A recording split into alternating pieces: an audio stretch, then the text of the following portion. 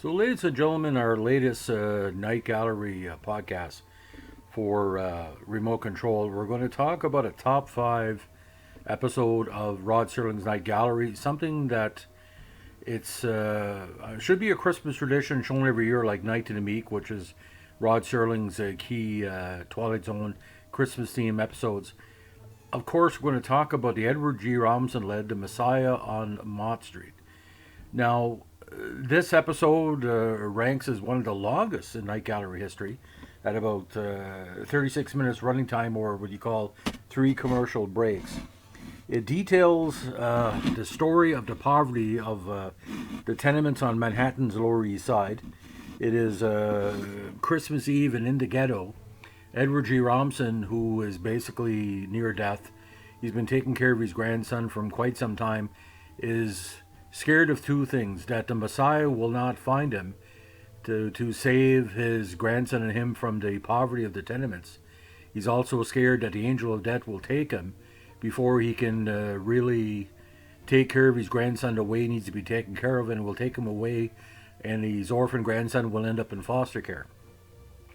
Now, the idea of this episode is almost like a story in three parts. Basically, the Jewish, storytelling tradition of the Messiah and the angel of death, the abject poverty Jews sometimes have faced throughout the years to keep their family together, and the importance of not breaking up the familial bond, especially around Christmas time.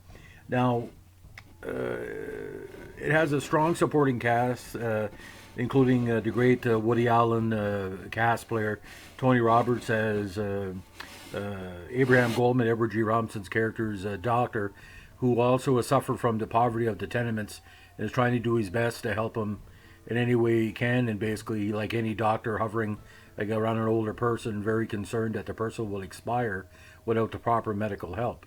Now, G. Robinson's character is always saying, I got my brother, he's going to send me money, we're going to be coming out of this. And in a key part of the episode, which expands on the theme, the grandson goes out and tries to find the Messiah. And it's sort of like what they call a search type of thing, where in Jewish folklore, for a lot of people, the emotional search of the proof of the Savior, the proof of the strength of the Jewish religion, can take different methods. Now, Rod Serling, obviously, he wasn't Jewish, but he understood the Jewish experience, and the way he plots this is very, very direct, almost like a chessboard where you're being led in sort of dead ends and certain possibilities of what might happen. Now, the last 20 minutes of the episode have to be seen. I can't give away any spoilers, but things happen very quickly. Now, just like Night of the Meek, the Messiah on Mott Street basically tugs at your heartstrings. It's not something that a person without emotion could see. You can be sarcastic about the kind of the plot twists and devices here, but you got to understand, Edward G. Robinson, being a great Jewish performer through the years, many great performances. He was on his last legs when he filmed this. I think soon after was Soylent Green with Charlton Heston, the infamous death scene. But for a lot of people, me included, Edward G. Robinson was probably one, if not the best pound for pound actor of his generation, pretty close. You look at, Little Caesar, you look at the different, character plots he did, the big money movies like Ten Commandments.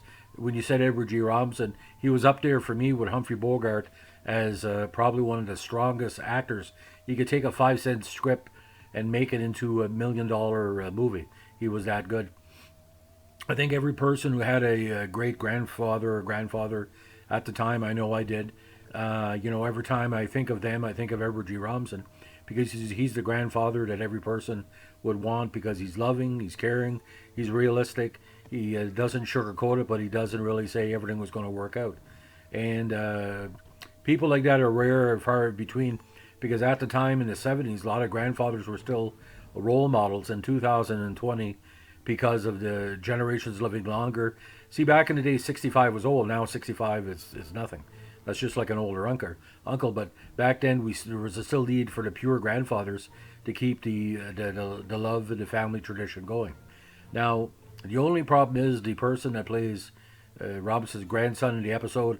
A little bit too cheesy, but that's okay. You can't get a perfect youth actor. I mean, if this was, Jodie Foster or young Mark Hamill or whatever, it would work. It just seemed Tony Roberts, especially playing the doctor, when he would say something, because he was a strong actor, it resonated.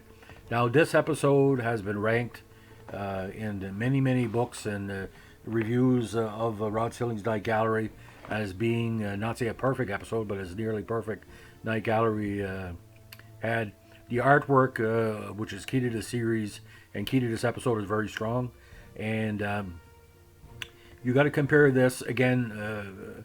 Silent Snow, Secret Snow, they're tearing down Times Raleigh's Bar, The Caterpillar, and Sins of the Fathers. And this is pretty well in the top 5 or top 7.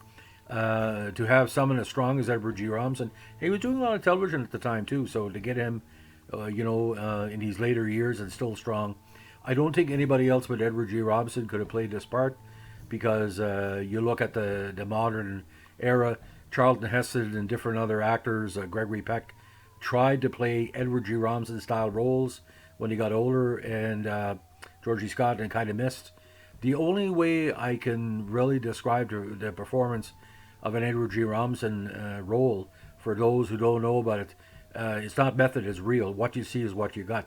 You believed every moment in this episode, because he could, like I said, he could take a poor script and make it his own, and not everybody could do that. And he was one of the last true movie stars of, I call, the first wave of what's the modern Hollywood, like going back to the 20s and 30s. And he's, by the way, if you have a chance, read about his background on Wikipedia. His spiritual and emotional background is quite the thing. So beside Mott Street, best to watch it on the DVD of the Night Gallery series.